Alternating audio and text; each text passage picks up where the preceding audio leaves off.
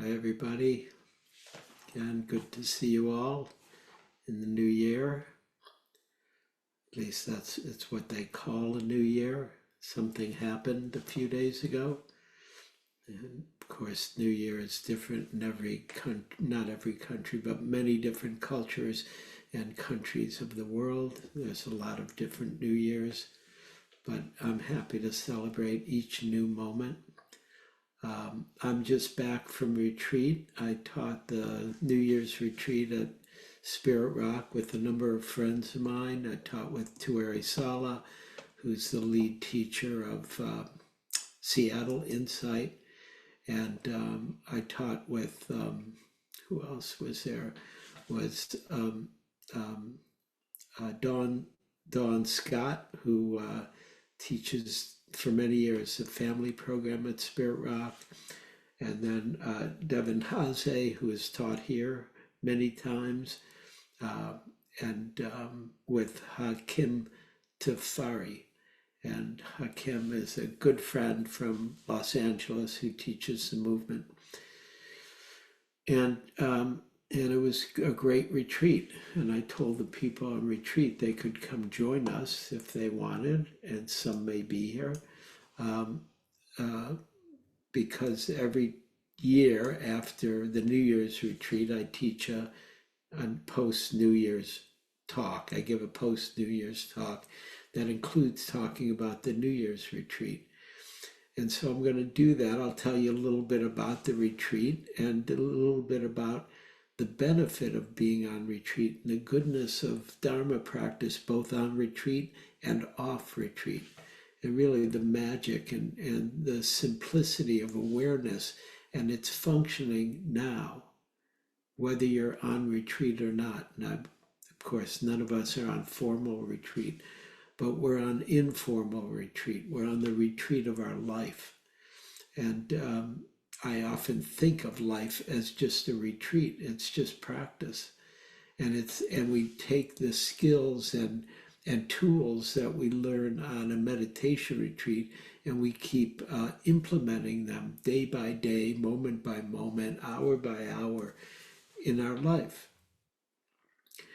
And the retreat was little, if there was a theme of the retreat, actually there were a couple of themes. One was about the simplicity of being, and we were just encouraging people to be right here, just right here, which of course I want to encourage all of you to be right here, right now. And then we also had another theme, which is what are we doing here, right, on retreat? And it's a great question to always ask about practice. What are we doing here? What are we doing here at SFI tonight, Sunday night? We could be doing many other things, but here's where we are. And so here's some of the answers that came from the retreat about what we were doing. And the answers are paradoxical because the Dharma is paradoxical. And one of the answers to what are we doing here is nothing. We were basically doing nothing. I mean, we could say formally we were sitting, walking, eating, pissing, shitting, and sleeping. And that was it. There wasn't much more to the retreat than that. And that's what's radical about retreat practice. It's so simple. And it starts to point to the simplicity of being and discovering the truth of what's here. I'm pointing at myself, but I'm pointing at all of you. And of course, that's one of the beauties of meditation, is to see what's actually here, what's alive here, what's real here in a experiential way. And that's how we start to clarify and refine our mindfulness just by getting closer or becoming more intimate with the aliveness and the awareness that's knowing the aliveness. And so one of the other themes that we were doing on retreat and that you're doing here is discovering reality. Because this is it. You are reality. Living consciousness is reality. And what's happening now is reality. And so I'm repeating myself because I want to encourage you to keep getting closer to this moment, aliveness, and the reality of it in a very relaxed way. And there was a lot of blessings on the retreat. It's at Spirit Rock. For those of you who haven't been to Spirit Rock, we have about 300 acres in West Marin. It's quite beautiful. And of course, when we started the retreat, it's just started raining, raining, raining, raining. And so it was beautiful because the monastic community always has a rains retreat, or traditionally would have a rains retreat at that time of the year in Asia. So we had a rains retreat. And what was beautiful was it was rain, rain, rain. I mean, some good rain. And then all of a sudden in the middle, it just got sunny, sunny, sunny, beautiful, beautiful. Everybody was really happy. And then at the end, rain, rain, rain. And it was a beautiful way to open and close the retreat in the magic of nature just doing itself. And of course, the goodness for us here in Northern California, rain is good. We're happy with rain. Even when we don't want it to rain, we're happy it's raining. And I'm again pointing at the paradox of the Dharma, which is the perspective of the big picture. And the big picture is maybe I want to go out and walk over. There's one big great loop in Spirit Rock over the big hill, and I wanted to do it. And I hadn't done it. Finally, it got sunny. And then I asked one of my colleagues, Devin, who's much younger than me, and she did it. I said, how was it? Was it slippery? She said, oh yeah, it was muddy. I've slipped twice and I usually never slip. And I thought, okay, I'm not doing the big hill. I did do the smaller hill one time, which was great to do. But it's the gift of nature, even, and the gift of the Dharma, whether we can do what we want or not, is right here. The gift of awareness is right here. And so one morning I was walking, and the teacher village is a ways away from the meditation hall. So it's always a nice walk up to the 6 a.m. sitting, which was my favorite sitting, because it's a sitting where nobody talks. I don't talk. The teachers don't talk, and so it's just quiet, and I just get to go and sit at 6 a.m. every day on retreat, and I'm walking up there, and all of a sudden there was what I call the owling of the morning. And if you've ever heard the owling of the morning, it goes like this. I'll try to mimic it. Ooh, ooh, ooh. Ooh, ooh, ooh, ooh, ooh, ooh. And it was two different beings who were speaking to each other. One was lower voice, ooh. One was higher, ooh, ooh, ooh, ooh.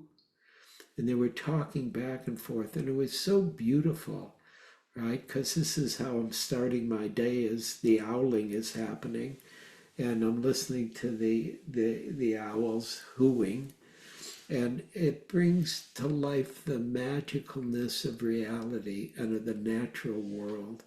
And it really brought a kind of sublime happiness, and the kind of happiness where you're just happy to be alive. And why am I happy to be alive? Because these owls are talking to each other, at least in my human-centric evaluation of what was happening, right? That they were talking to one another. And it was so beautiful because you never know what's going to happen. And that's true whether you're on retreat or not. Every moment is new. As my teacher, Sayadaw U Tejaniya, says, when you see, this is from U Tejaniya, when you see every moment is new, every moment is fresh, every moment is changing, every moment is arising, That's reality. And so that's why we practice on retreat, but also in our lives, is to get here and become present and receive the gift of the kind of presence that arises when we see, oh, this is reality. This moment is reality. And it's a gift we can discover repeatedly. And it's such a blessing when we sense it or feel it or know it experientially. And it can be very subtle or very sublime, but it's good. Suzuki Roshi put it this way. He said, the world is its own magic. The world is its own magic. And I still love this, what Suzuki said, that I say it many times because it's true.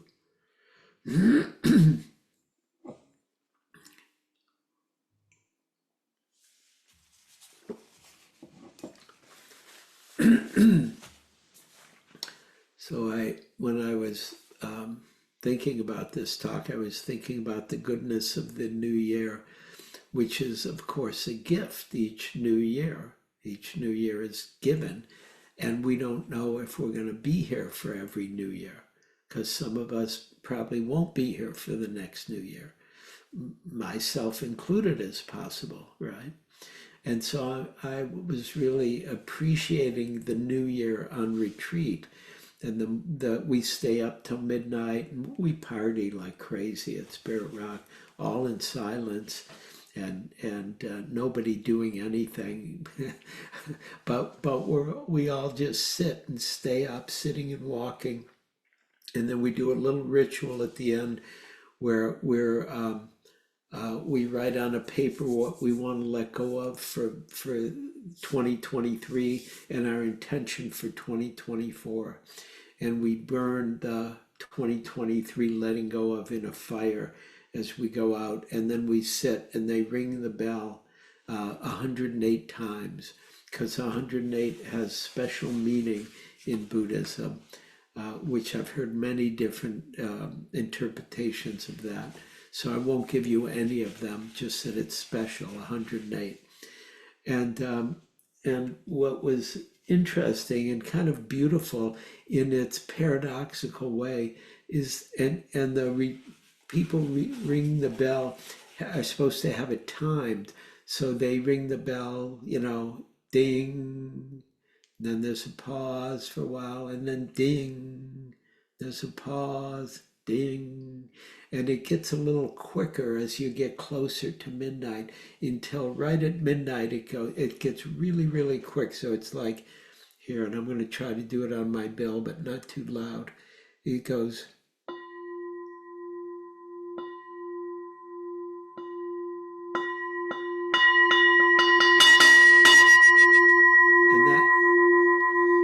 And we kind of ring in the new year, right? That's the tradition.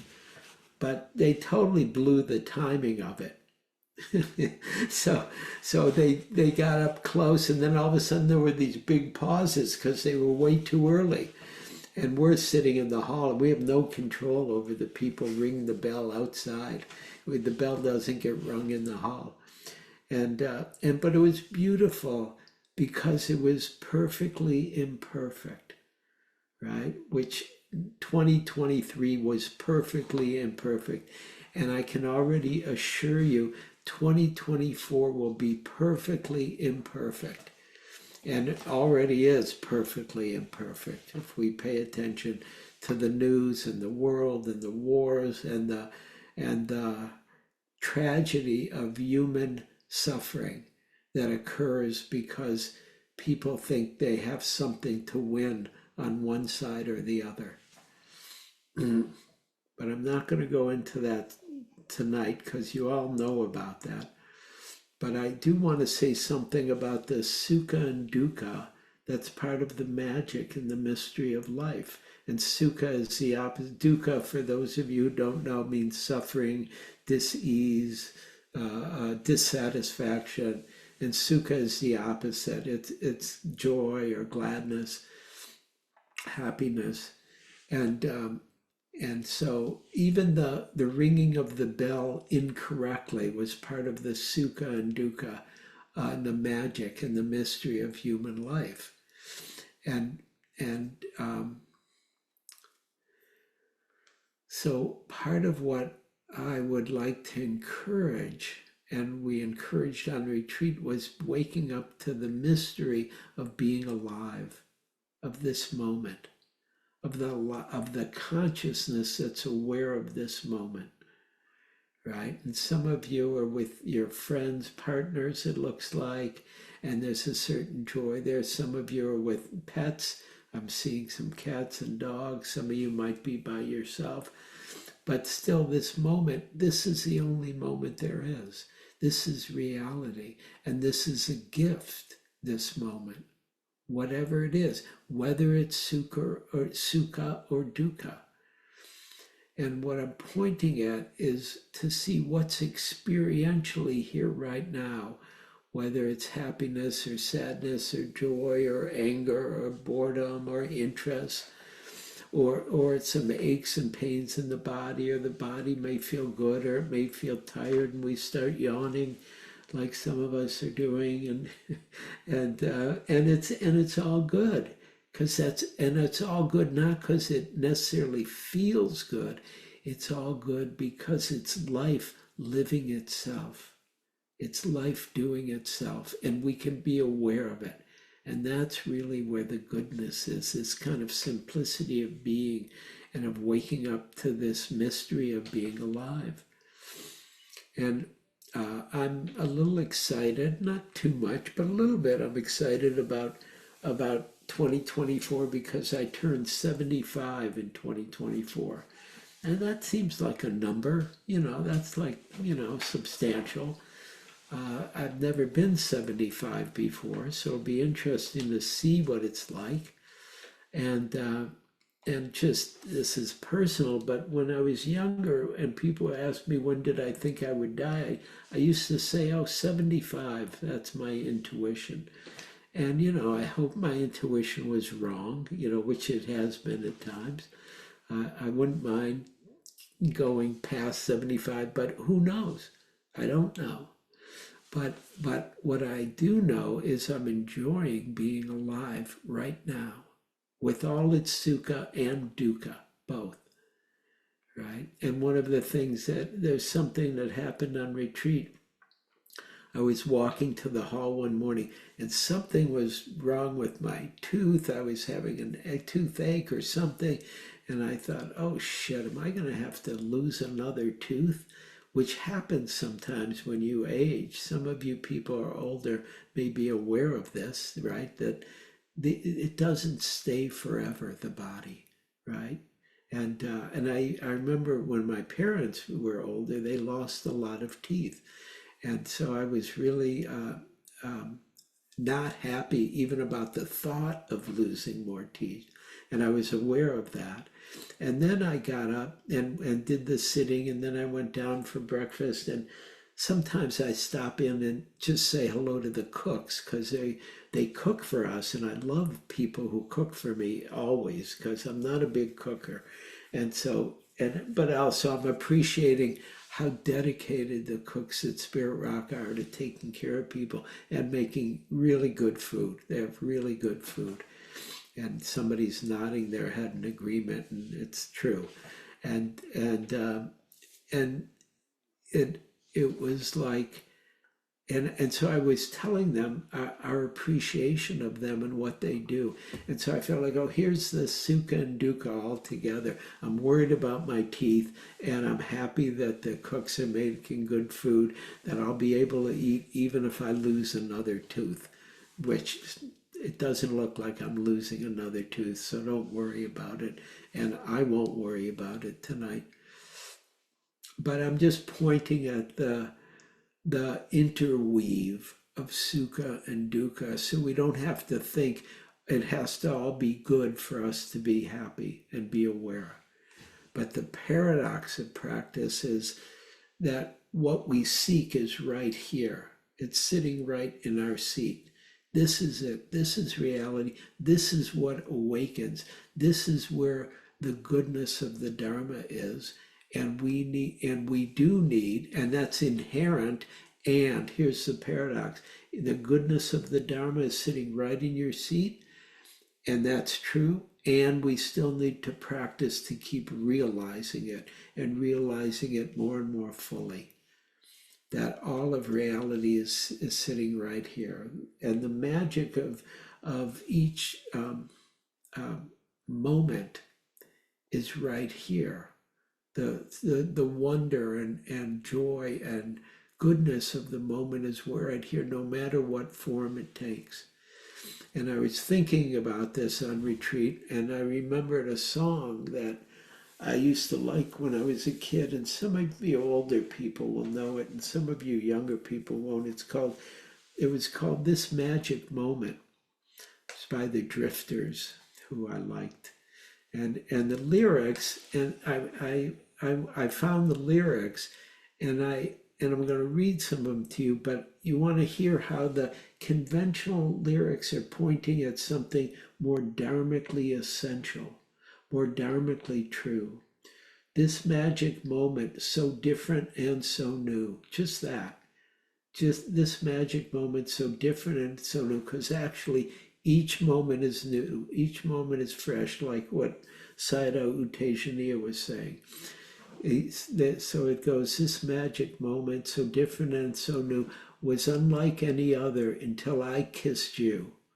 And this is the conventional version, but the Dharmic version is when we say I kissed you, it's really about when we embrace the Dharma, when we became intimate with the Dharma, which means truth, right? And then it goes on, it says, and then it happened, it took me by surprise. It was sweeter than wine, softer than a summer night. Everything I want, I have. Whenever I hold you tight, whenever I hold the Dharma, whenever I get closer to the Dharma and to the truth of reality and let it permeate us, then we start to wake up and we're happy. And the magic moment doesn't end, because every moment is new. Every moment is new. And so we come closer to who and what we are experientially in the Dharma, and then we discover the magic of consciousness. And on retreat, you see it because, again, all you're doing is sitting meditation, walking meditation, eating meditation, meeting with teachers every other day just to really fine-tune your practice. And then you're sleeping. But what happens is samadhi happens. And samadhi happened really beautifully on the retreat for many people. Samadhi is the unification of body, heart, and mind. It's the coming together of our consciousness with direct experience. And it brings a kind of magic or bliss or rapture, is a word that's used in the traditional text, or happiness. And it's really part of the poetry of our practice.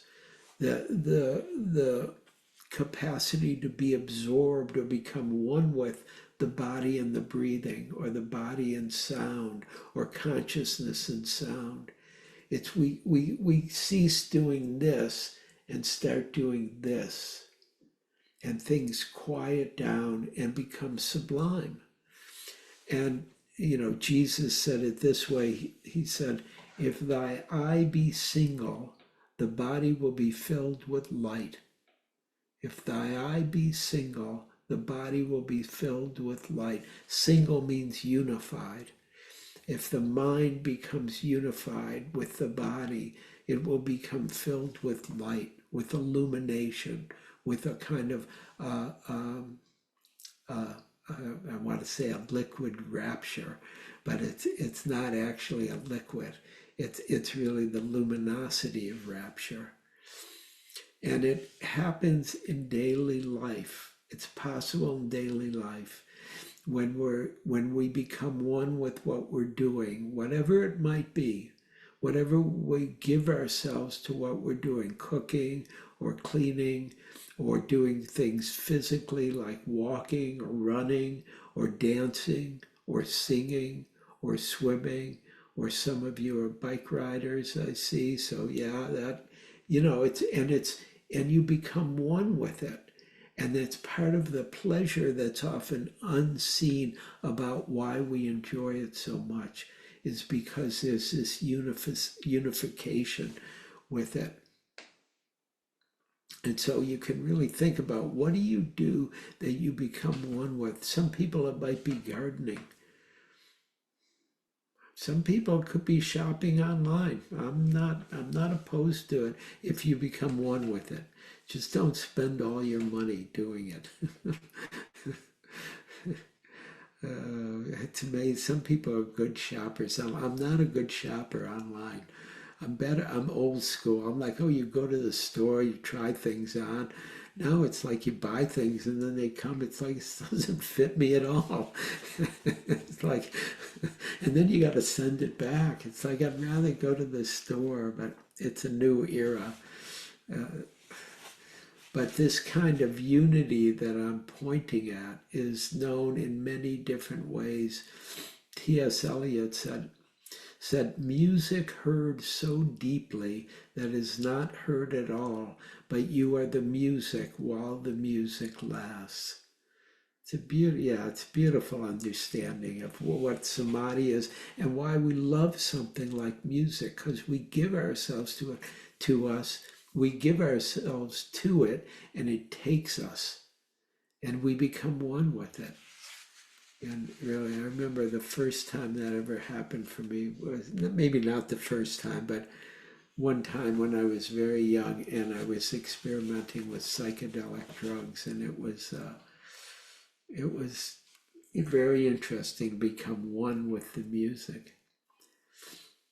Uh, so, so the paradox of the new year is that every moment is a new year, and Buddhism points us to that, to the unknown and mysterious and the freshness of this moment. And part of what we want to do when we're practicing is see, who is it that's knowing the new experience? Who is it that's knowing 2024? And I'll say, who is it? And you could think, well, it's me, or it's Eugene, or however we think of it. But also look at the consciousness that's aware of the 2024 in this moment, the new experience of this moment, because consciousness is also new. And as Saint Francis of Assisi said, what you are looking for is what is looking. What you are looking for is what is looking. There's the power and beauty and magic of awareness and consciousness. And it's all fresh, it's all new, and it's all mysterious. And of course, on retreat, I taught a little bit about awareness and the magic of awareness, and the awareness, being aware of whatever we're aware of. And of course, you're all aware of something, but we're not usually aware of what is it that's aware of something. And that's part of the fun or magic of practice, is to start to see, oh, I'm aware of thoughts or feelings or sounds or smells or tastes or touch. And then what is it that's aware of that? There was a quote from Buddhist monastic Maha Boowa, who said, this vanishes, that vanishes, but that which knows they're vanishing doesn't vanish. This vanishes, that vanishes, but that which knows they're vanishing doesn't vanish. All that remains is simple awareness, utterly pure. Utterly pure. Utterly pure means it's doing itself, the awareness. That the awareness is aware of whatever it's aware of in each moment. And it's part of the sacrality, the sacredness of each moment, which is newly given, and we can be aware of it. And the magic of being alive is partly characterized by it's alive for a moment and then it's gone. Alive for a moment and then it's gone. Alive for a moment and then it changes. Alive for a moment and then it's different. And so it's characterized by something. My teacher, Hamid Ali, he said it this way. He said, the intriguing mystery is that the nature of forms, the nature of the body, the nature of consciousness, the nature of all phenomena includes both emptiness and presence, both being and non-being in a mysterious juxtaposition. I'll say it again. Hamid's good. He said the intriguing mystery is that the nature of forms, the nature of the body, the nature of consciousness, the nature of all phenomena includes both emptiness and presence, both being here and then non-being, gone, in a mysterious juxtaposition. And so it's a beautiful understanding of that same thing Maha Boowa says, right? Everything vanishes, but something's knowing what's vanishing that doesn't vanish.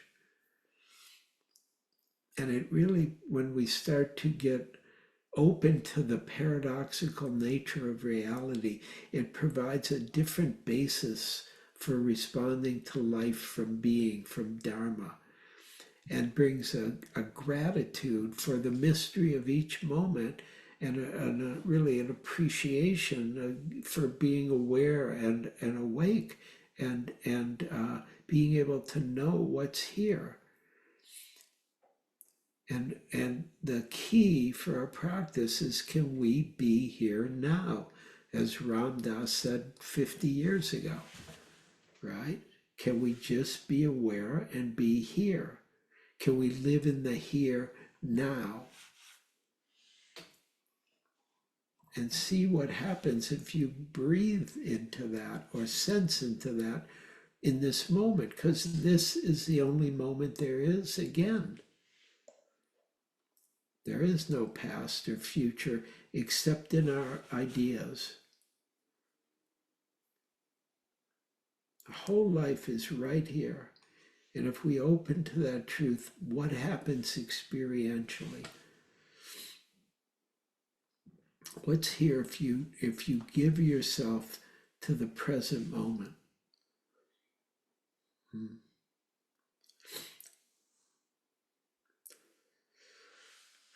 In our life, it's helpful. It's like pausing and really imbibing the nectar of living consciousness, which we are. And this retreat is all structured for that to arise, or that is supported on the retreat. But in our life, we want to really pause and really taste the presence of living consciousness that we are. And I looked up the word pause. It's at an interval in which there is a temporary cessation of something. A temporary cessation of something. And I like that because the first stage of enlightenment in Theravada Buddhism is called cessation. And cessation has a very positive component in Buddhism. It's the cessation of the attachment of greed, hatred, and delusion. It's a cessation of our ignorance for a moment, right? And so seeing that life is practice and that it's all magically and mysteriously arising gives us the opportunity to taste the goodness of being alive. And I actually thought of an old Mary Oliver poem, which we used to read a lot in the Dharma. I haven't read in years, but I thought I would read it tonight because it's so beautiful about her simply being present with the natural world. She said, "Who made the world? Who made the swan and the black bear? Who made the grasshopper?" And then she describes the grasshopper. She said, "Who made The grasshopper, this grasshopper, I mean, the one who has flung herself out of the grass, the one who is eating sugar out of my hand, who is moving her jaws back and forth instead of up and down, who is gazing around with her enormous and complicated eyes. And now she lifts her pale forearms and thoroughly washes her face. Now she snaps her wings open and floats away. And Mary Oliver continues and says, I don't know exactly what a prayer is. I do know how to pay attention. I know how to fall down into the grass, how to kneel down in the grass, how to be idle and blessed, how to stroll through the fields, which is what I've been doing all day. Tell me, what else should I have done? What else should I have done? And then she goes on, she says, doesn't everything die at last and too soon? Tell me, what is it you plan to do with your one wild and precious life? It's just a beautiful Dharma teaching from Mary Oliver about what are we doing with our life in 2024? What are we going to do? And what's the really right thing to do? And what happens if we open to the magic and mystery of each moment? I want to read a poem.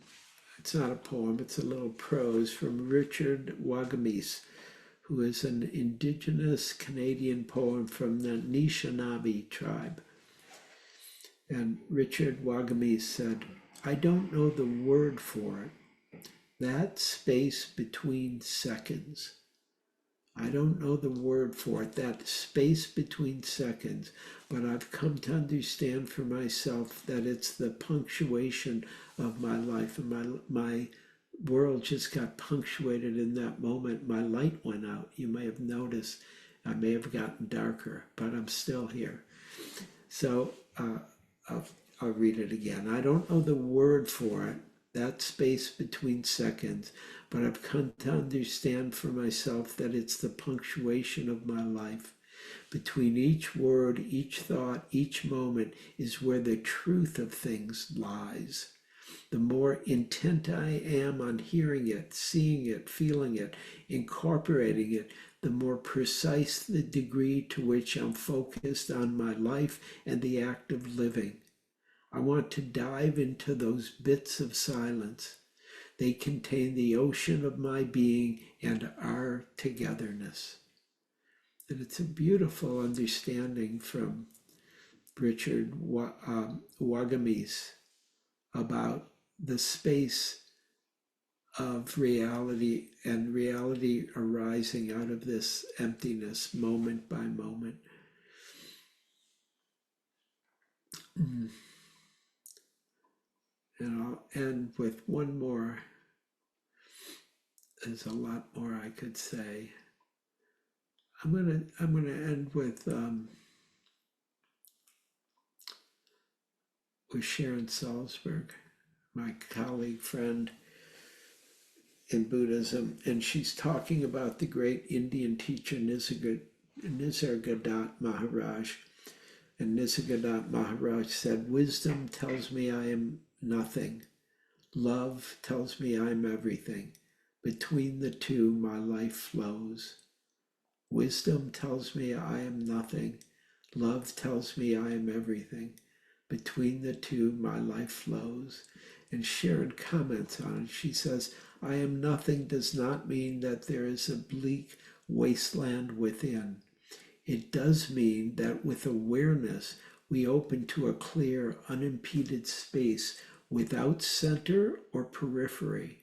We open to a clear, unimpeded space without center or periphery, nothing separate.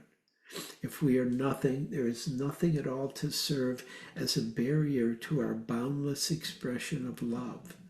Being nothing in this way, we are also inevitably everything. Everything does not mean self-aggrandizement, but a decisive recognition of interconnection. We are not separate. Both the clear, open space of nothing and the interconnectedness of everything awakens us to our true nature. This is the truth we contact when we meditate, a sense of unity beyond suffering. It is always present. So those are a few thoughts from me tonight. And we'll take a couple minutes. I want to go back to gallery view. We'll do a couple minutes of sharing of merit, appreciating our good fortune that we've had this time and place to practice together, and that we have the opportunity to awaken, to be aware, to discover what we know and what we don't know, and to offer the goodness of our time together. May it go out in every direction, touch beings in every realm, with a special shout out for Herb Gold, Nina Gold's father. It's the 49th day after he died, which is an auspicious day in the Tibetan Buddhist calendar of post-death. So wherever you are, Herb, may you be well. May you be happy. May you and all beings be well and happy and healthy and filled with joy and Dharma. May all beings be free.